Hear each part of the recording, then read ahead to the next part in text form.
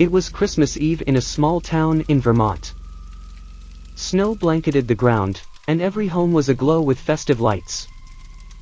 Maggie, a single mother, was busy wrapping gifts for her 8-year-old son, Charlie. The warmth of the fireplace and the soft hum of Christmas carols filled the room. Charlie had spent the day building a snowman in the front yard. He was so proud of his creation that he refused to come inside until the snowman was perfect.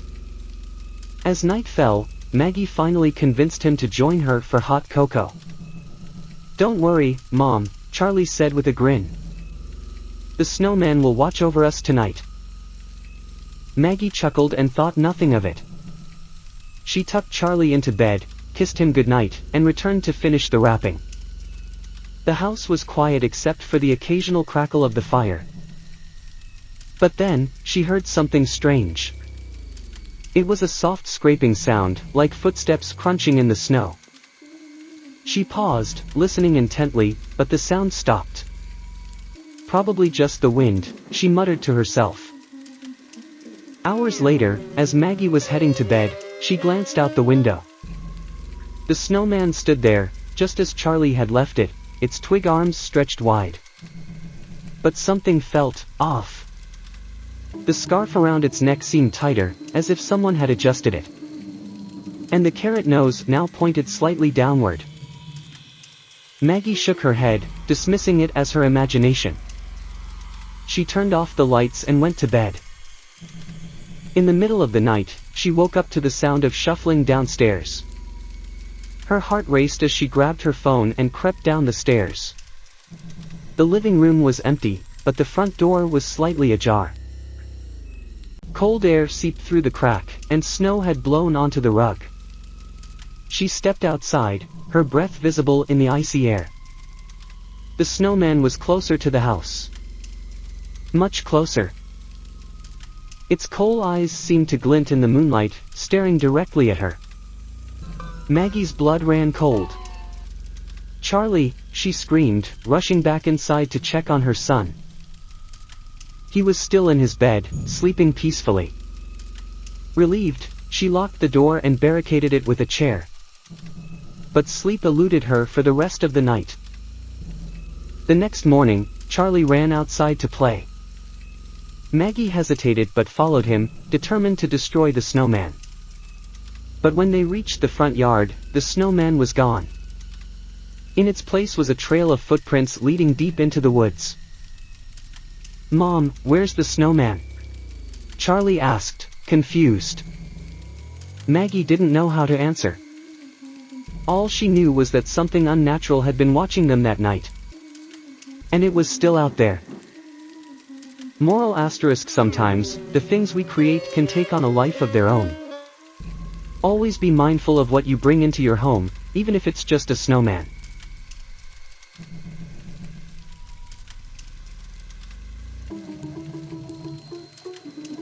In the quiet town of Willow Creek, Christmas Eve was a time of joy and celebration.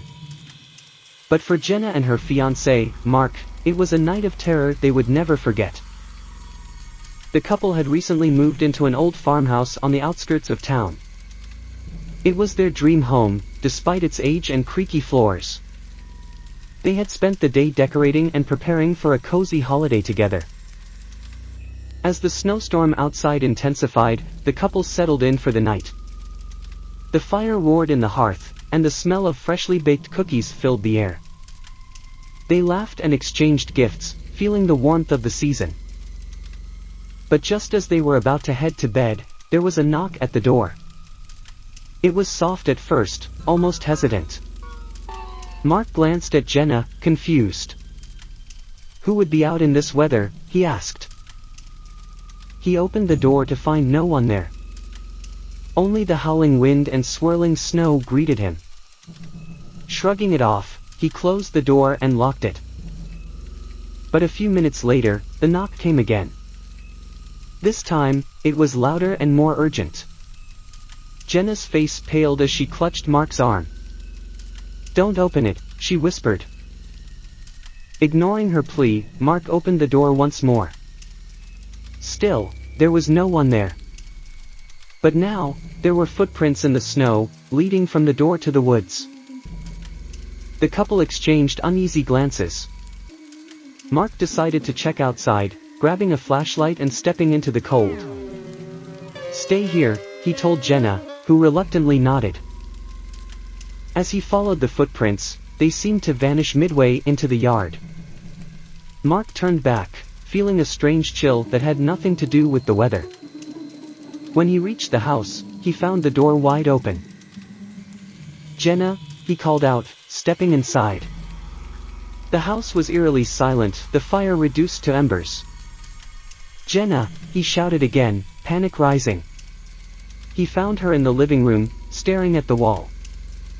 Her face was pale, her eyes wide with terror. "What happened?" he asked, shaking her gently. She pointed to the window. Mark turned to see a shadowy figure standing just outside, its face obscured. The figure raised a hand and knocked on the glass. Mark grabbed Jenna, pulling her away from the window. They locked themselves in the bedroom, trembling as the knocking grew louder and more frantic. It stopped suddenly, leaving an oppressive silence in its wake. The next morning, they found the window shattered, and the words, "Let me in," scrawled in the frost. The footprints in the snow led back to the woods, disappearing among the trees. Jenna and Mark never stayed in that house again. To this day, they wonder who, or what, had come knocking that Christmas Eve.